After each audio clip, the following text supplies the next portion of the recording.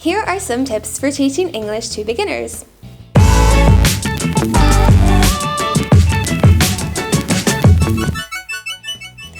When you have the beginner level in ESL, it's important to check just how basic their level actually is. Is it basic in comparison to the other campers, i.e. slightly lower than the intermediary level, or is it just basic on a wider level? For example, can they say complete sentences or can they not? On the first day, start with something basic like getting the campers to introduce themselves by saying their camp name. Do a memory game so that the campers can memorize everyone else's name in the class. That way, your class will feel more comfortable around each other. When giving instructions or asking questions, use short sentences and key words. If you use long, complicated phrases or talk too much, your class will have no idea what's going on. For example, if you say, "Okay guys, we're going to take our ESL diaries and start the day like this," well, that's a bit complicated. Instead, use a short phrase like, "ESL diaries everyone," and then point to the diary so that the kids know what you are referring to. If you find that when you ask a question and you are just getting blank stares, try writing the question out on the blackboard or the whiteboard and then repeat the question. Some low-level speakers might understand the words written down but might not understand them orally. That's because in France, English teaching focuses more on reading than on speaking.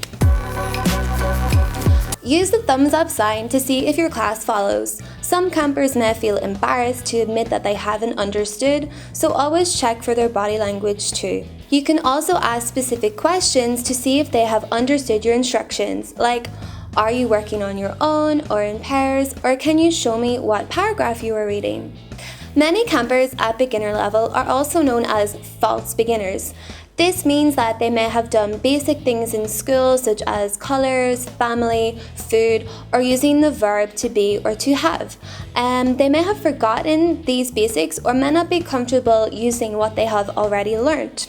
So don't be afraid to refresh their brains and build on the basics before moving on to more advanced tasks. If you think a camper was put in the incorrect class, talk with the other counselors to see about getting him or her moved to a different class, which is at a more appropriate level for that camper. Use flashcards. They are a great way to get beginner learners to associate an image with a word and help it stick in their heads. Here's one approach that works well. First, show a flashcard with the word under the image. Ask the class to repeat the word. When you think that the campers have gotten a grasp of the words, you can then show the flashcard while covering the word. Ask the campers to shout out the word if they know it.